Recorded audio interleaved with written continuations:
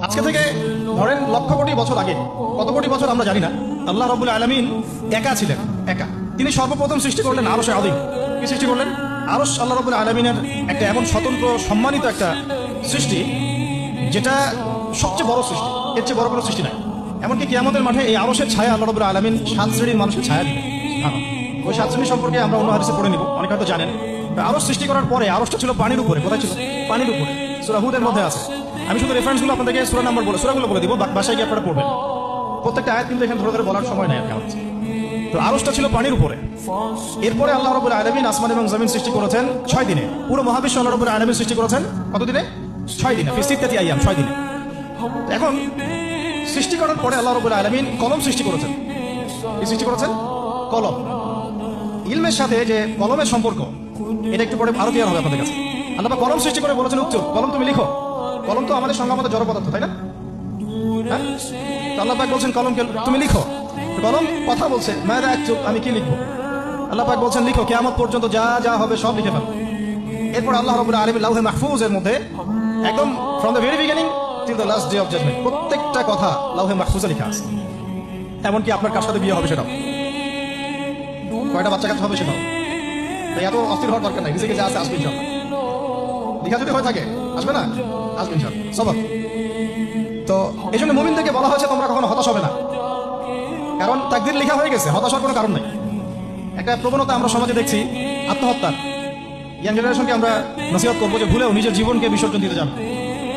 আল্লাহ রাব্বুল আলামিন আপনাদেরকে সৃষ্টি করেছেন তার ইবাদত করার জন্য এবং তার জমিনে তার দিনটাকে প্রতিষ্ঠা করার জন্য। খেলায় খেলায় আপনার জীবনটা নষ্ট করবেন না, ঠিক আছে ভাই? আল্লাহ বোঝার তৌফিক দান করেন। তো কলম সৃষ্টি করার পরে কিয়ামত পর্যন্ত সব লেখা হয়ে গেছে। এখন আমাদের এই পৃথিবীতে তো মানুষ ছিল না, ছিল? এদিকে মনোযোগ দেন। এই পৃথিবীতে কি আগে মানুষ ছিল? এই পৃথিবীতে আগে কি ছিল তাহলে বলেন? হ্যাঁ, মাশাআল্লাহ। এই পৃথিবীতে আগে কি ছিল? এখন ওটা নাই। সবার সাথেই কিন্তু একটা করে আছে, কমপক্ষে কয়টা করে? সবার সাথে কমপক্ষে একটা করে। আর কোনো কোনো জায়গা আছে যেখানে জিনের বড় বড় আখড়া আছে। পৃথিবীতে যে জায়গাগুলো থেকে ইসলাম বিরোধী অপতৎপরতাগুলো চলে, ওখানে জিনের আখড়া বেশি। কথা বুঝতে পারছেন? তো জিন জাতিকে আল্লাহ পাক ধ্বংস করে দিয়েছেন তাদের পাপের কারণে, আল্লাহ দ্রোহিতার কারণে, অবাধ্যতার কারণে। এখন আল্লাহ রাব্বুল আলামিন ইরাদা করলেন পৃথিবীতে আমাদেরকে সৃষ্টি করবেন, মানে মানুষকে সৃষ্টি করবেন। আল্লাহ পাক তার সমস্ত ফেরেশতাদেরকে একত্রিত করলেন। ঘটনাটা কিন্তু খুব ইন্টারেস্টিং। আমি জানি এখানে ওলামায়ে কেরামও আছেন, তবে আমি সবার জন্য প্রযোজ্য হয় এমন কথা বলার চেষ্টা করছি, কারণ অনেকে হয়তো নাও জানতে পারে। তো আল্লাহ পাকের ভাষায় আমি যদি বলি, আল্লাহ রাব্বুল আলামিন বলছেন আউযু বিল্লাহি মিনাশ শাইতানির রাজীম ওয়া ইয ক্বালা রাব্বুকা লিল মালাইকা ইন্নী জাঈলুন ফিল আরদি খলিফা। হে নবী মুহাম্মদ সাল্লাল্লাহু আলাইহি ওয়াসাল্লাম, তুমি স্মরণ করো সেই সময়ের কথা যখন আল্লাহ তোমার রব সমস্ত ফেরেশতাদেরকে ডেকে বলেছিলেন যে ইন্নী জাঈলুন ফিল আরদি খলিফা, আমি জমিনে মানে পৃথিবীতে আমার খলিফা পাঠাতে চাই। কি পাঠাতে চাই? আরো জোরে বলেন। আল্লাহ পাক বলেননি পৃথিবীতে মানুষ পাঠাতে চাই, পৃথিবীতে নতুন কোনো মাখলুক পাঠাতে চাই। আমাদেরকে আল্লাহ পাক সম্মানের শব্দে সম্মানিত করেছেন, বিশেষায়িত করেছেন। আমাদেরকে বলেছেন আমরা আল্লাহর খলিফা, আমরা আল্লাহর খলিফা। এখন আমরা আল্লাহর খলিফা, কিন্তু পৃথিবীতে মানুষ খিলাফা শব্দ সহ্য করতে পারে। হ্যাঁ, কি অদ্ভুত না? এটা কোরআনে কি শেষের দিকে আছে না প্রথম দিকে আছে? সূরা বাকারার একদম শুরুর দিকে 3, 4, 5 পৃষ্ঠা উল্টালে দেখবেন এই একটা আছে। কোরআন তাহলে শুরু থেকে কখনো খুলেও দেখেনি সে ব্যক্তি, প্রমাণ হলো এটা। খুলেও দেখেন, অথবা দেখলেও সে এড়িয়ে গেছে। আল্লাহ পাক আমাদেরকে বললেন যে পৃথিবীতে আমি আমার খলিফা পাঠাতে চাই। তাহলে আদম আলাইহিস সালামকে আল্লাহ পাক মুহাব্বতের শব্দে, সম্মানের শব্দে বিশেষায়িত করলেন। কি বলে?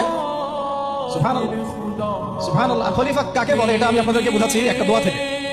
একটা দোয়া থেকে, এই যে গাড়িতে করে আমরা বাসা থেকে আসলাম বা যখন কোনো সফরে যাই, আমরা একটা দোয়া পড়ি, সুবহানাল্লাযী সাখখারা লানা হাযা ওয়া মা কুন্না লাহু মুকরিনিন ওয়া ইন্না ইলা রাব্বিনা লামুনকালিবুন। এতটুকু তো পড়ি নাকি? বা এগুলো পড়তে হবে? বই মানে এসেছি শুধু লেকচার শোনার জন্য না, ছবি তোলার জন্য। আজকে জীবনটা পরিবর্তন করার নিয়ত করে যাইতে হবে, ঠিক আছে ভাই? বই প্রকাশ করা, ছাপানো, বিক্রি করা, লেখা, এর চেয়ে বড় কথা আমার জীবনটা ইলমের আলোয় আলোকিত করা। আমি বই লিখলাম ধরেন একটা, আমার মধ্যে সেই আমল নাই, লাভ নাই। লাভ আছে? আমি বই ছাপাইছি 100, 200, 500, 1000, আমি নিজেই আমল করি না, হবে? আগে আমল জরুরি। ইলমের সাথে আমলটা খুব বেশি জরুরি। আলেম তাকেই বলা হয় যে ইলম অনুযায়ী আমল কর। আল্লাহ পাক বলেন লিমা তাকুলুনা মা লা তাফআলুন, তোমরা এমন কথা কেন বলো যে আমল নিজেরাই করো? কাবুরা মাকতান ইনদাল্লাহ আন তাকুলু মা লা তাফআলুন। আল্লাহর কাছে সবচেয়ে গর্হিত একটা অপরাধ তোমরা একটা কথা বলবা কিন্তু আমল করবে না। দোয়াটা মুখস্থ করবেন। এই দোয়ার নিচে একটা অংশ আছে, আল্লাহুম্মা আনতা সাহিবু বিস-সাফারি। আমার কথাটা শুনেন, খলিফার অর্থটা বুঝেন। অনেকে তো অনেকভাবে ব্যাখ্যা করে আর কি। আল্লাহুম্মা আনতা সাহিবু ফিস-সাফারি, আল্লাহ তুমি এই সফরে আমার সাথী। সফরে বের হওয়ার সময় দোয়া পড়ছি আমরা, আল্লাহুম্মা আনতা সাহিবু ফিস-সাফারি, আল্লাহ তুমি এই সফরে আমার সাথী। ওয়াল খলিফাতু ফিল আহলি ওয়া মালি, আল্লাহ আমি তো বাসায় নাই, আমার বাসার আহল মালের খলিফা হচ্ছে তুমি। আল্লাহ তাহলে খলিফা শব্দ দিয়ে কি বুঝলেন? আল্লাহ আমার বাসার আহল মালের খলিফা মানে কি? আমার স্থলাভিষিক্ত তুমি আল্লাহ, আমি ওখানে নাই বাসায়, আমি সফরে বের হয়ে গেছি, আমার স্ত্রী, আমার সন্তান, আমার মাল, আমার জান, এগুলোর দায়িত্ব তোমার, তুমি খলিফা। কত চমৎকার দোয়া। তাহলে পৃথিবীতে আমি আমার খলিফা পাঠাতে চাচ্ছি, তার অর্থ কি?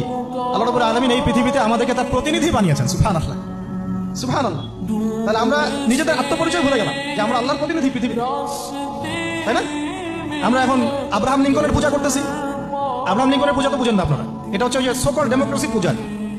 আদতে প্রকৃত গণতন্ত্র বলে কিছু নাই এই বিশ্বের মধ্যে, যা আছে এগুলো তথাকথিত আর স্লোগান, জাস্ট, আর কিছু না। এটা যারা চর্চা করে তারাও জানে, আমাদের কাছে তারাই বলে।